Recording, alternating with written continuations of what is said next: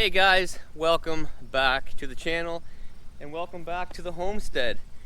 So I'll take you down and show you guys the update on the rental, cottage, storage area that the project we got going on down below by the lake. Some things have changed, as it always seems like. Originally it was a small building that we could use for storage for the company and then turn into a rental down the road. But as you know, usually happens, I actually got involved a bit more, and now it's bigger. But it's all good. I'm gonna like what turns out of it. I'll show you guys that in a bit. There's lots more work to do down there, as far as clearing the pad out more, cutting for the septic, because like I said, it's grown. It's gotten bigger. So the area I cleared, now it's not sufficient. But first, what I'm gonna do is I have the mulcher hooked up to the excavator. I finished off a site yesterday, so I just left it on, just got done, loaded it off. And there's a couple annoying sections of alders that have been growing up since we bought the property. This little small section here by the power pole. Now I'll get as close as I can as a pole with the mulcher, and then I'll finish it off with just by hand. The blue jay going.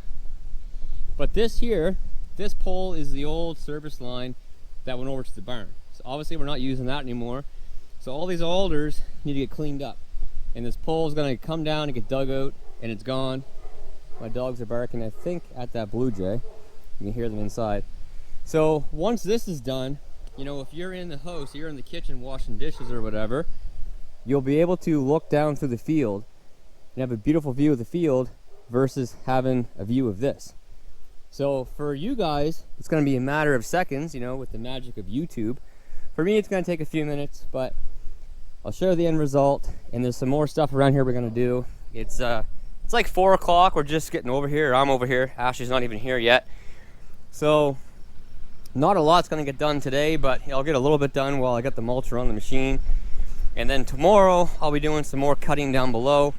I had to pull the excavator and the trucks out of here because we got a bunch of rain yesterday and it was getting a little bit muddy down there.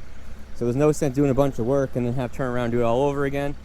So tomorrow they'll come back, they'll finish off the road and potentially finish off the whole pad. And then we're ready to pour some concrete and get that thing started. Okay guys, so let's take a little walk down through here. So the last time you guys seen this, it was just me in here cutting with my 4-ton, cleaning some stuff up, bringing some logs out. The logs have all been hauled away. The pile of brush is still here for now. You can see we got a thin layer of shale down from the existing driveway in through to here. There was this massive pine stump, which is right here. That was right where that rock is, basically. So now we've got a nice long, you know, nice wide sweep of a driveway coming in through here. Really open things up. I dropped some more spruce trees off of this side, which actually you can see right there. There's 4 logs right there. And right now we've got, you know, 4 inches or so of shale down. And then once everything's done in here, then we'll do another coat. But right now it's just enough to get, you know, trucks in and out. We got to get concrete trucks in here, all kinds of stuff. But this section has not been shaled yet. It just didn't need it. So we skipped through that right now.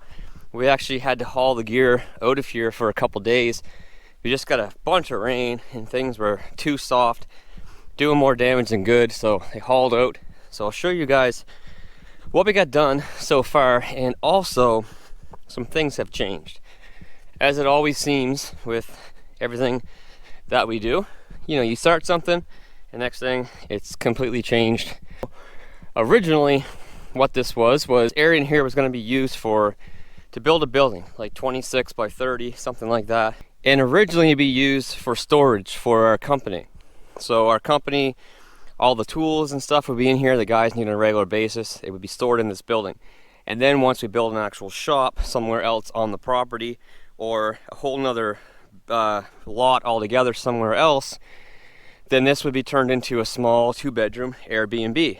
But now what has happened is this has become a 38 by 40 3-bedroom, 2-bathroom structure that once it's completed, it's going to be a rental right away.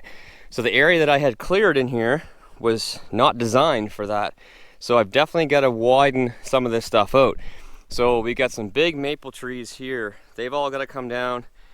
The spruce tree's got to come down. More of this bank is getting taken off to get some fill. So all this fill is just from what was on site. And from this grade right here down to the existing grade, we're about 6 to 7 feet deeper down here than what we were up top. So you can see it took a lot of fill to bring this up to grade. But now what has to happen is we've got to go this way and we've got to go this way further, because we're going to kind of put it on an angle facing this way. So it's going to be on an angle like this facing that way. So, you know, we need 40 by 38 on an angle this way and that way.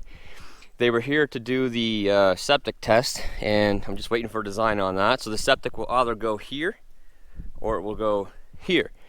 Wherever the septic goes, then your well has to be 100 feet away from that. Your septic has to be 100 feet away from the water. So they'll design that. So then there'll be more trees will have to come down depending on where the septic goes. I'm thinking it's gonna go in here somewhere, but we'll have to wait and see on that.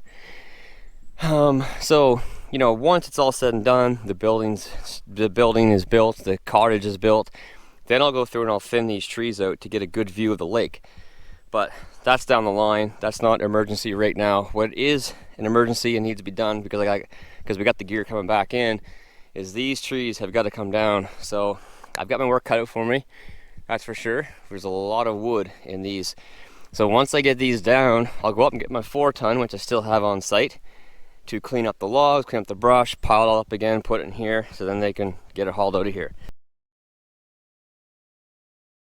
Okay guys, so yeah, it's 2 days later. When the video started, it was a Thursday. That was up top.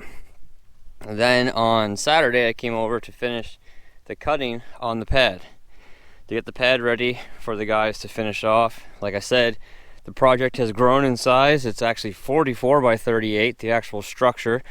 So it needs to get bigger. So I came over on Saturday and was doing really well. I only had maybe 2 trees left to cut, plus there's a couple here in the road that are just looking like it might be a little tight. So I'm going to take this one here down, and I think this one or this one down, and then clean this one up that's leaning there, ready to knock somebody out.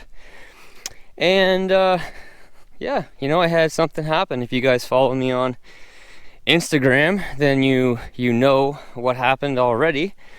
But you know, I've been using this saw for a long time, and even someone like me can have something happen, and it did. So I was in the woods right in there cutting down some dead stuff, and I cut into a tree and it was hollowed out.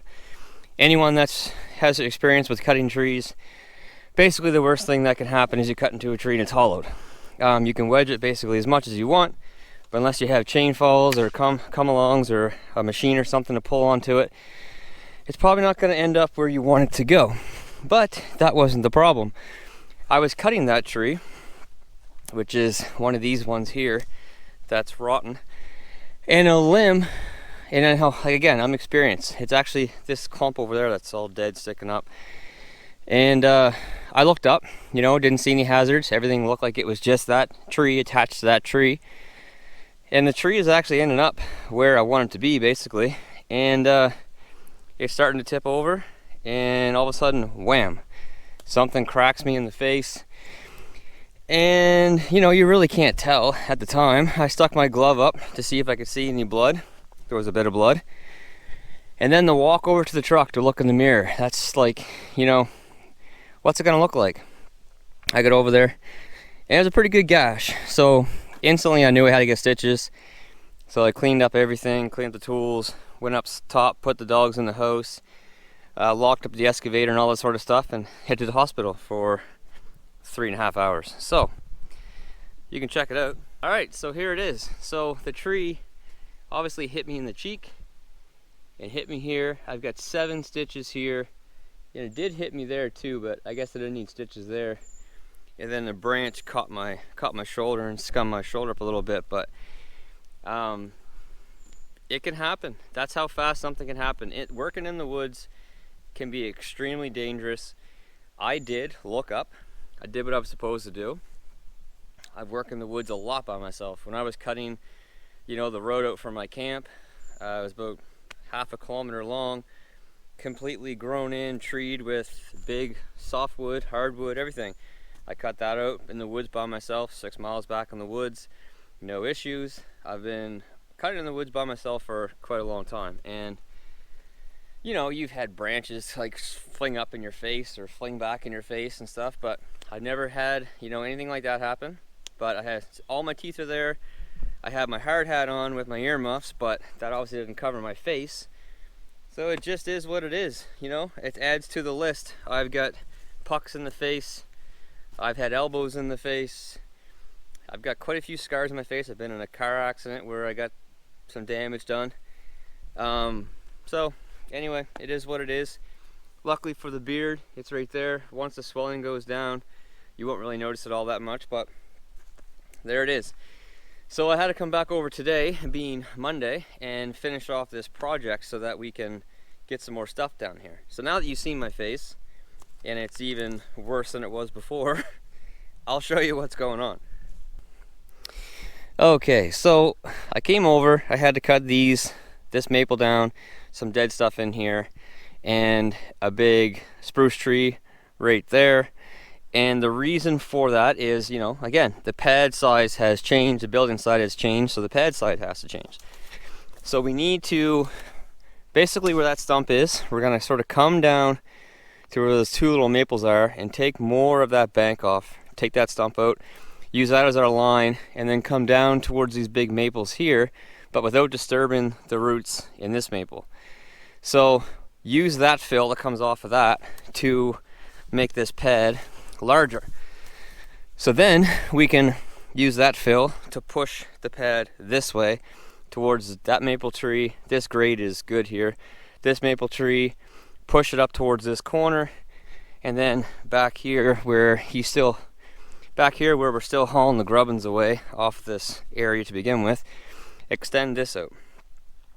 And again, it's going to be on an angle facing the lake, and once it's all said and done, then I will thin these out so you get a nice view of the lake. So that's the deal down here. So up top, I didn't get near as much done as what I wanted to because I had to haul a machine out of here. So I didn't get a chance to dig out the pole. I didn't get a chance to dig the trees out around the pole. If I had the machine here, I would pile all this brush up in one spot so it's easier to deal with. I'd have the logs piled up and hauled out. I'd have all that stuff done, but I am now machineless. I have my 8-ton on a big farm job, which I plan to show you guys that as well. Unbelievable property. By far the most beautiful property I've ever worked on in my life. So my 8-ton, I had to get transferred back 2.5 hours away, back to, here, sort of, close to here in the valley, to do that job because the 4-ton was just not big enough. I did 2 days work with it. It did good, but the 8-ton is what needs to be done just because it has a longer reach to reach down a bank and up a bank. So then I had to gear up the other operator with the 4-ton to take back up, 2.5 hours away to work on a access road at a site. So again, the old debate about the 450. If I had the 450, I wouldn't need to do all this running around. I could have just brought the 8-ton back, and then when the job's done, I can hook up to the 450, deliver it back up to the guy, or use it around here or whatever. But now what has to happen is once the job's done with the 8-ton, I need to get the guy to bring the 4-ton back, grab the 8-ton with the 550, and away they can go. So it's just, I said this was going to happen in that video, not the last one, but the one before that. I said this was going to happen when I knew that now with 2 machines there would be a time to come that I would be wanting to have 2 trucks being able to haul the 8-ton. Both trucks can haul each machine. It doesn't make a difference. I can swap in and swap out. Well, this is a week away from when I made that video, and it's happened. It's happened. I can't use my 350 single rear wheel to haul my 8-ton. Some guys would do it. If you do it, honestly, you're stupid. and you're putting yourself and everyone else at risk, including your truck. But anyway, I don't know. The 2021 might have to be in order, because I can't find any around anywhere, and the closest dealership that has one is in Ontario, and nobody wants to sell or deal or trade right now because there's no trucks. There's no trucks around. Definitely 450s. But anyway, stay tuned for what happens if I do order one. It's not going to be in until probably February, March, April. Anyway, all depends on what goes on with everything out there going on. But yeah. Alright guys, so that's going to do it for this video. Finishing off in my messy garage, and my wife will probably kill me for. So the next step over there is to get everything cleaned up after I cut the trees down today. Figure out what we're working with for space, because we need to be 100 feet away from the water for the septic. There's a couple different options. We can do a pump up or not a pump up, depending on how much room we have. So it might take more off that bank yet up towards the field to stay away from having to have a pump up system. But stay tuned for that. And then the well, of course, has to be 100 feet away from the septic as well. So there's some stuff still yet to plan, but once we get it cleaned up over there, we'll have a better idea what's going on. So just an update video on the homestead, and just a reminder that things can happen really quickly, and it could have been much, much worse than what it is, that's for sure. The swelling's starting to go down. I can actually see over my cheek now, so that's good. But anyway, for now, that's it, guys. Take care, stay tuned. Take a look right here. We've got some boxes. Those are all truck stuff. It's all truck stuff. So stay tuned. Who knows what I'm gonna do next? Guess wait and see. See ya. Bye.